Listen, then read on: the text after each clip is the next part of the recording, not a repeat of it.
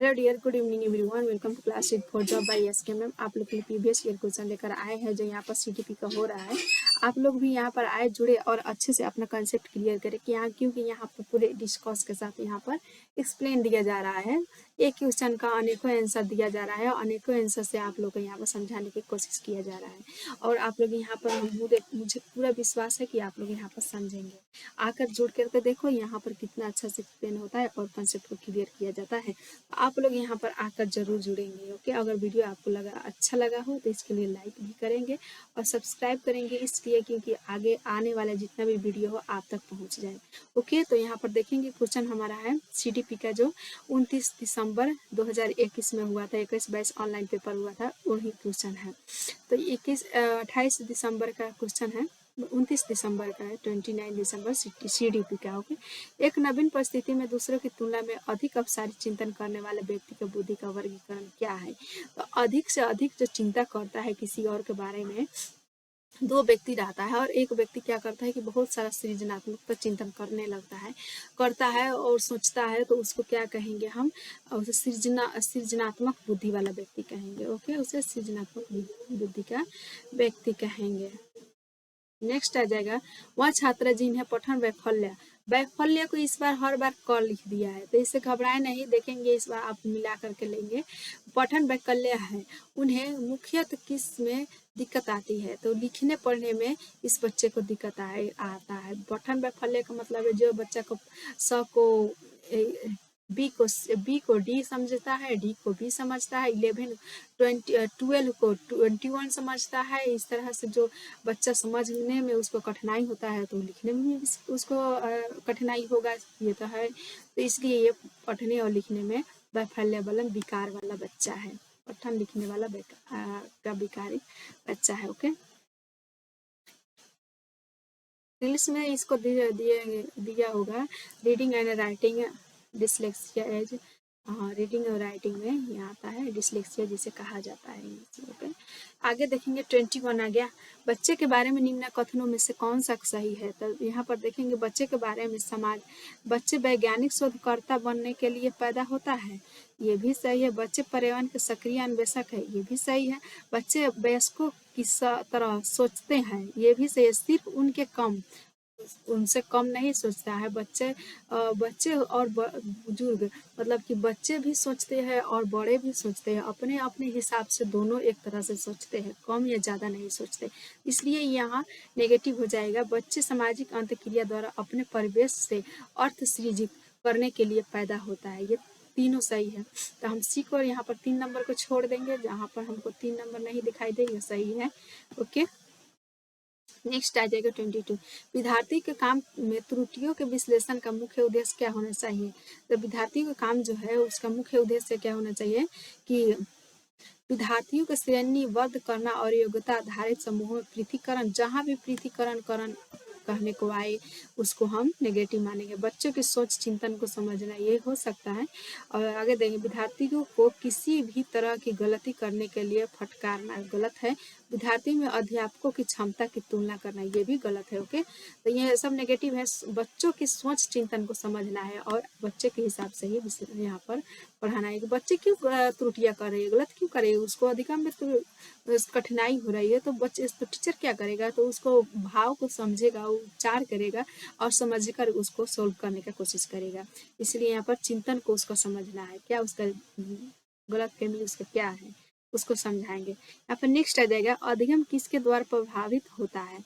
तो अधिगम है, सीखना जो है उस किसके द्वारा प्रभावित होता है, मनोवैज्ञानिक कारकों से। यहाँ जब मन बना लेंगे हम अपने मन से कि हाँ हमको सीखना है तो हम सीख सकते हैं। सामाजिक सांस्कृतिक कारक, सामाजिक संस्कृति भी हमको सिखाता है और विद्यालय से संबंधित कारकों से भी, विद्यालय में जाते हैं तो अनेक ज्ञान पाए जाते हैं। अध्यापक से संबंधित, अध्यापक तो ही तो हम विद्यालय में हमारा समाज संस्कृति सब बनता हुआ दिखता है। और अध्यापक क्या करते हैं, उसे क्या करता है, उसे अध्यापक क्या करता है कि जो उभारने का कार्य करता है, जो बच्चे जो संचित ज्ञान होता है उसके माइंड के अंदर, उसको क्या करता है कि उभारने का कार्य करता है। तो यहाँ पर चारों ही सही हो जाएगा। Okay, all is right.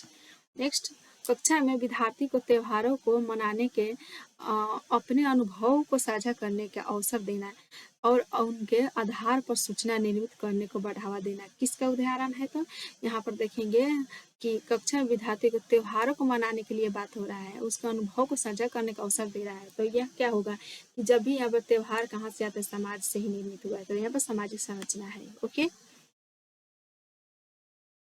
इस तरह से क्वेश्चन को पकड़ में लाएंगे और आप लोग भी पकड़ के आंसर के देंगे। इस तरह से राष्ट्रीय शिक्षा नीति 2020 सुझाती है कि कक्षा अधिगम को पाठ्य पुस्तकों तक सीमित करने के बजाय अधिगम को शिक्षा क्या होना चाहिए? तो यहाँ पर अधिगम में शिक्षा तथ्यों तथा ज्ञान के कंठस्थ करना रॉन्ग है। प्रत्येक 3 माह पर 3 मानने पर नहीं, यहाँ पर खोजबीन और समालोचनात्मक चिंतन के विकास पर केंद्रित होना। Yes, right answer is 3। Next, स्मृति विषयक युक्ति कौन सी है? तो स्मृति विषय वह तकनीकी जो याद करने में मदद। गलत। संवेगों के नियम के लिए तकनीक। रॉन्ग। एक प्रभावशाली व्यवहारात्मक युक्ति। एक प्रतिक्रियात्मक ज्ञान का उद्यान। एक प्रभावशाली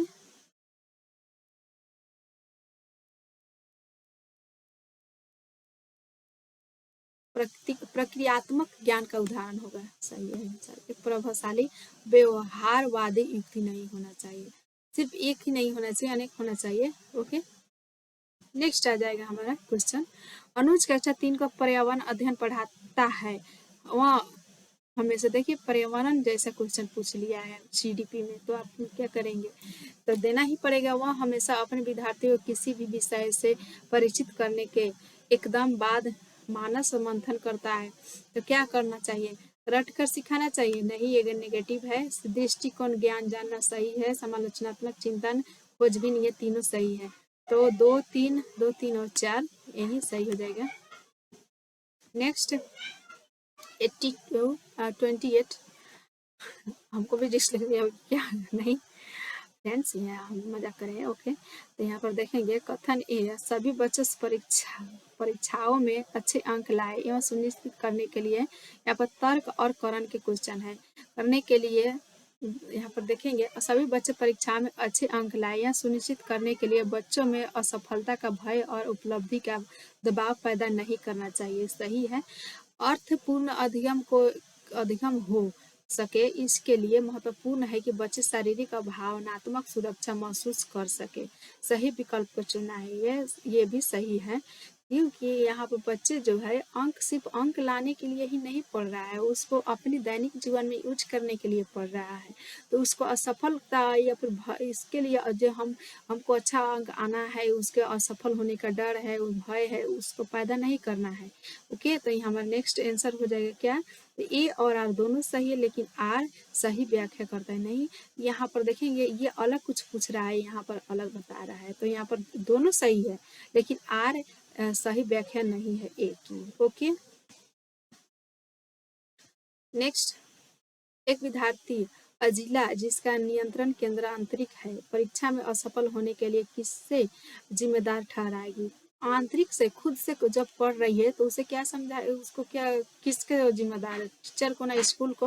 वो खुद को, अपने कमियों को, उसकी योग्यता में कमी है। ओके, और योग्यता में कमी को पहचान रही है, तो आगे उसको पता भी होगा कि हम कहाँ पर गलती किए हैं और कहाँ पर कमी की है, उसको हम सुधार लेंगे। ओके, एक अध्यापिका चाहती है कि उसके विद्यार्थी आंतरिक रूप से अभिप्रेरित रहे, उसे क्या करना चाहिए? तो उसे क्या करें? उसे कक्षा में प्रतियोगिताओं को प्रोत्साहित करना चाहिए और बच्चों में तुलना करनी चाहिए। जब भी तुलना करने के बाद नेगेटिव हो जाए, उसे डर और चिंता पैदा करनी चाहिए, नेगेटिव है।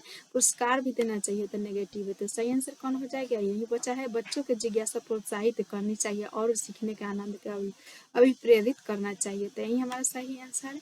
अगर वीडियो आप लोग को अच्छा लगा, समझ में आएगा, तो इसके लिए लाइक्स जरूर करेंगे और सब्सक्राइब करेंगे, क्योंकि इसी तरह से वीडियो आप तक पहुंचे। आप लोग यहाँ पर देखें कि हम कितने अच्छे से आप लोगों को एक्सप्लेन के साथ, पूरे डिस्कस के साथ देने की कोशिश कर रहे हैं और दे भी रहे हैं।